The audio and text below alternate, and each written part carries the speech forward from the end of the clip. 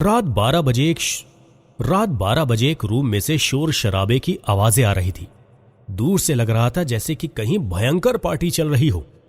Office की छुट्टी होने की खुशी में 4 दोस्त रोहन, मोहन, आकाश और अमित कमरे में जमकर पार्टी कर रहे थे, मानो जैसे पूरी दुनिया आज उनके कदमों में चल रही हो। लेकिन आज रात इन मासूमों को आभास भी नहीं था कि ये रात उनकी आखिरी रात होगी। शराब में धुत चारों दोस्त मजे ले रहे थे।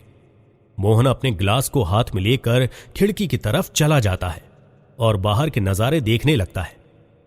बाहर खाली रास्ता, ठंडी हवा और मानो चंद्रमा ने सारी शीतलता उनके पास बहा दी हो।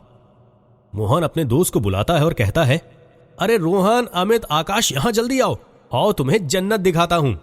तब आकाश कहता है, क्या हुआ यार, क्या देख लिया तुमने? तीनों दोस्त मोहन के पास जाते हैं। मोहन उनको बाहर का माहौल दिखाता है। अरे भाई यार, क्या माहौल है रूम के बाहर। ये ठंडी हवाओं ने तो मेरा दिल छू लिया। पर क्या? पर अब इस माहौल को और खूबसूरत बनाना है मुझे। अब वो कैसे बनाएगा? अरे यार, आज की रात का माहौल तुम सब याद रखोगे। अब इस माहौल को खूबसूरत बनाने के लिए इन ठंडी हवाओं में तो उड़ना पड़ेगा। अरे नहीं यार आकाश, टाइम देखा है, 12 बज रहे हैं और रात में बाहर निकलना ठीक नहीं है। इतना कहकर मोहन बिस्तर पर आकर लेट जाता है। लेकिन मौत इन सबका बेसब्री से इंतजार कर रही थी। आज की काली रात इनकी जिंदगी में हमेशा के लिए काला रंग भरना चाहती थी, पर ये मासूम चेहरों में शराब का नशा घुल चुका था। आकाश ने अमित और रोहन को मना किया। अब बस मोहन मान जाए तो इनकी मौत का समय शुरू हो जाए। बहुत जिद करने के बाद वो तीनों मोहन को तैयार करने लगते हैं। मोहन को राजी देख तीनों दोस्त जोर से शोर मचाते हैं, ये!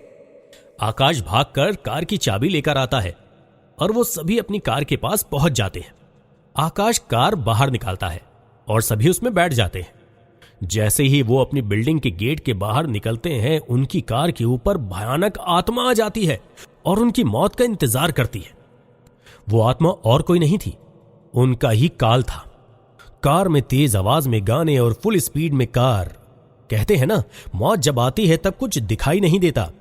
इतने नशे में होने के बाद भी उन्हें और शराब की बोतल चाहिए थी। आकाश कार चलाते हुए कहता है, अरे मोहन डार्लिंग, मुझे अभी और पीना है। आज का माहौल हवाओं से खेलने का बनेगा।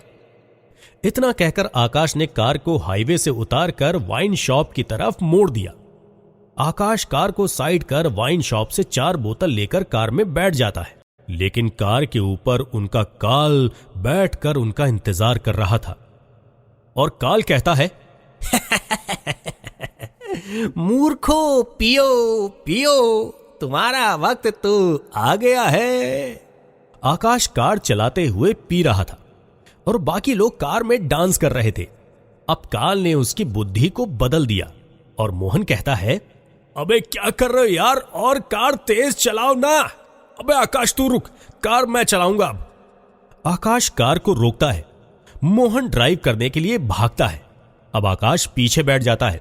मोहन कार चलाता है। मोहन ने कार की फुल स्पीड कर दी। ये देखकर रोहन कहता है, अरे भाई, हम तो मरेंगे, आज तो हम मर जाएंगे। लेकिन मोहन किसी की नहीं सुनता। कहां तो मोहन आने के लिए तैयार नहीं था, अब काल ने उसकी बुद्धि बदल दी थी।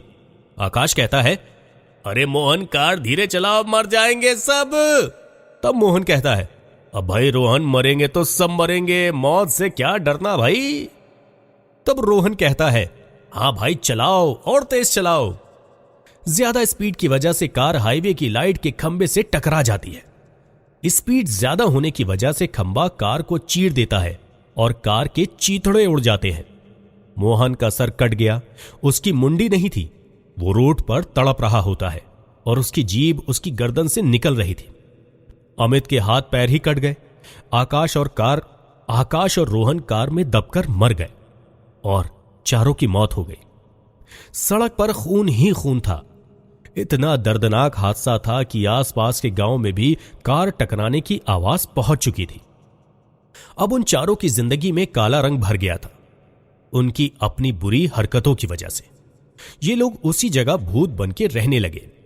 ये लोग अब दूसरे लोगों की जिंदगी से खेलने लगे।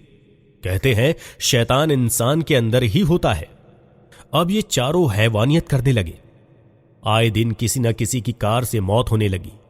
वो लोग जब भी किसी शराबी को देखते तुरंत ही उसकी कार में बैठ जाते और अचानक कार की स्पीड बढ़ा देते थे। एक एक्सीडेंट से जान लेना उनका खेल बन चुका था।